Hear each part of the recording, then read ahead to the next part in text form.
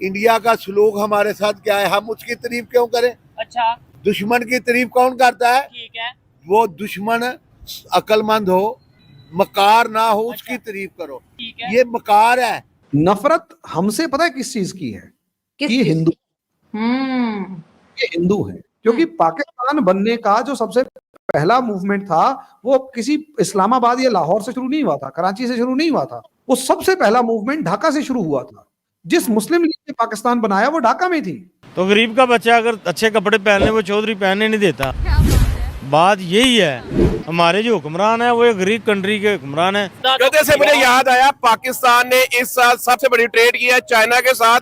हालांकि क्या गधे भेजे हैं चाइना में। ठीक है। बाकी अच्छी बात है यार बड़ी बात है, बाकी दुनिया टेक्नोलॉजी बेचती है, बाकी दुनिया टेक्नोलॉजी बेचती है, हम लोग गधे बेच रहे हैं यार। इंडियंस जो बाहर बैठे हुए हैं ना, इतनी बड़ी तादाद में, करोड़ों की तादाद में, याद रखें ये सारे के सारे इंडियंस जो हैं, they are an asset, strong asset है इंडियन गवर्नमेंट। मुगलों से, सलातीन दिल्ली के जमाने से, भूख नंग, ये हमारा कभी उठा के किताबें ही देख लो, अपने मुहावरे देखो कितने शर्मनाक हैं। जिसके घर अनाज उसका कोतवाली राज, ये कयाम पाकिस्तान से पहले के मुहावरे। इंटरनेशनल मॉनेटरी फंड यानी IMF ने पाकिस्तान को केस देने से पहले पाकिस्तान का दौरा किया है, जिसके बाद IMF MD ने पाकिस्तान को पैसे देने से साफ इनकार कर दिया है। इसी कारण से पाकिस्तान की सरकार ने पाकिस्तान की आवाम के ऊपर तेल का टैक्स और बढ़ा दिया है। साथ ही गैस की सब्सिडी भी पाकिस्तान को नहीं मिलेगी। लेकिन यह सब के बावजूद भी पाकिस्तानी आवाम के मुताबिक पाकिस्तान में जो महंगाई है इसके पीछे भी भारत का हाथ है। लेकिन चाहे वो पाकिस्तान हो या बांग्लादेश, दोनों का असल दुश्मन भारत नहीं बल्कि पाकिस्तान और बांग्लादेश का इस्लाम है, जो सिर्फ नफरत सिखाता है।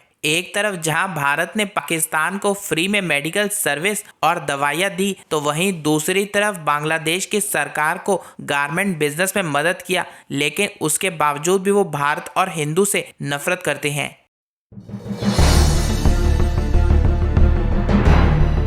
कुरान पाक में यहूदों ने सारा हिंदू नहीं है। अच्छा, सिख भी नहीं है, सिख भी नहीं है। और मैंने हिंदू का नमस्ते और सिखों का ससियाकाल कहा है। और एक और कह रहे हैं अस्तगफिरुल्लाह। ये आपको पता है कि मेरा दादा प्रीतम सिंह सी इंडिया के भी जिन्होंने डॉक्टरेट की हुई है शोबे में, आपने मुझे कम से कम 5 आदमियों का ऐसा भेजना है कि जो प्रोग्राम शुरू करने से पहले कहते हो अस्सलाम वालेकुम। इंडिया का स्लोग हमारे साथ क्या है, हम उसकी तारीफ क्यों करें। अच्छा दुश्मन की तारीफ कौन करता है? ठीक है।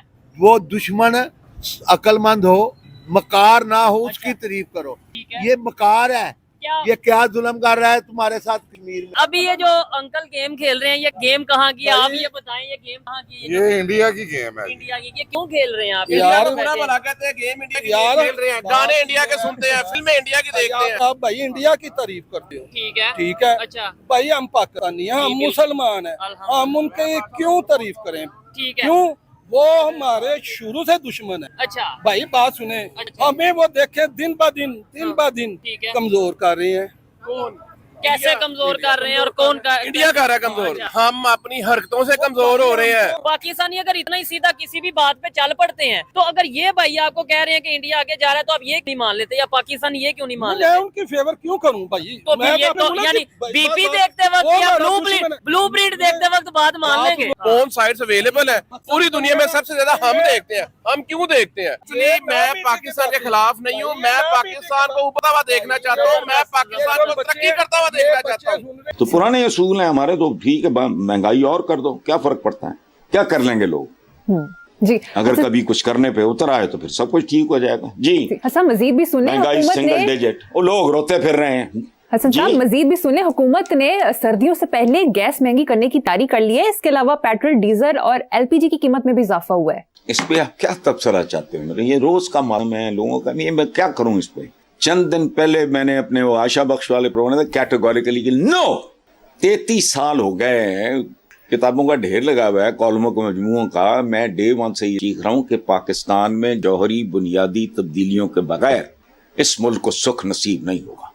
चंद हजार या चंद लाख खानदान होंगे जो कंफर्टेबल होंगे, बाकी ये जानवरों वाली माजूरों वाली जिंदगियां ही गुजारेंगे। हसन साहब आगे चलते हैं। आलमी बैंक ने पाकिस्तान में रवां साल गुर्बत की शरह बढ़कर 40.5% तक जाने का इंकशाफ किया है, जबकि मौशी इस्तेकाम के लिए सियासी तफाके राय और IMF प्रोग्राम अमल पर दरामद लाजमी करार दिया है। नहीं देखें, आप एक बुनियादी बात है, ये जो बात हर बंदा कर रहा है माशी इस्तेकाम, ठीक है, वो उसके लिए सियासी इस्तेकाम चाहिए, वो इस मुल्क में आना नहीं, चूँकि यहाँ मेरिट पे होना कुछ नहीं, चंद मखसूस लोगों का कब्जा है। अपनी तारीख ही उठा के देख लो तो इस पे कौन सा मातम है। ये 40.5% तक जाने का इंकशाफ है तो होता रहे, ये 80 पे चली जाए, क्या कर लोगे? इस पे क्या तबसरे कर रहे हैं? कोई नई बात है? ये बहुत बदनसीबी की आखिरी इंतहा है। याद रखना, अयूब खान का भी मैं जिक्र कर रहा था, उनके ज़माने में चीनी बहुत मामूली सी महंगी हुई। अच्छा, आपका पैदाइशी रोना है हुक्मरानों की वजह से। कब कहता था हबीब जालिम 20 रुपये मन आटा, इस पर भी है सन्नाटा, सदर अयूब जिंदाबाद। यानी उस वक्त 20 रुपए मन लोगों से अफोर्ड नहीं हो रहा था। आज कितने का मन है मुझे नहीं पता। तो आपका पैदाइशी रोना है। वो अब्बास सतर जैसे खूबसूरत लोग लिखते रहे, माँ तूने हमें किन जमानों में किन जमीनों पे पैदा किया, बस उसकी कीमत है, अदा करो, जब तक कर सकते हो करो। माशी इस्तेकाम, ओ भाई माशी इस्तेकाम कैसे आएगा? सियासी इस्तेकाम नहीं है, अखलाकी इस्तेकाम नहीं है। आपके पास इस्तेकाम है किस बात का, मुझे बताओ। रूहानी इस्तेकाम है, मजहबी इस्तेकाम है।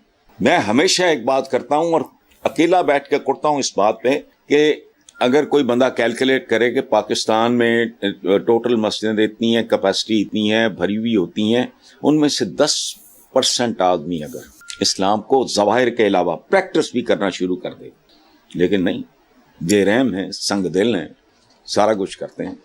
रमज़ान के महीने में यूटिलिटी स्टोर से चुराई हुई चीनी बेचने वाले हाजी साहब पकड़े जाते हैं। यार तो तुम्हारा ठीक क्या है? ये एक गैर फितरी माशरा है। जुल्फ़कार अली भुट्टो जैसे बंदे ने अपनी हुकूमत बचाने के लिए कौन कौन से स्टेप्स लिए थे।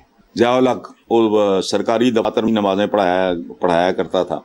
ये जिस दिन ये सोसाइटी एक फितरी किस्म का, ये गैर फितरी माशरा है, इसमें वो सब कुछ मौजूद है जो सेहतमंद माशरे में होना ही नहीं चाहिए। कुछ भी अपना है आपका, कपड़े नहीं आपके लंडे के, आपकी रूहें भी लंडे की हैं।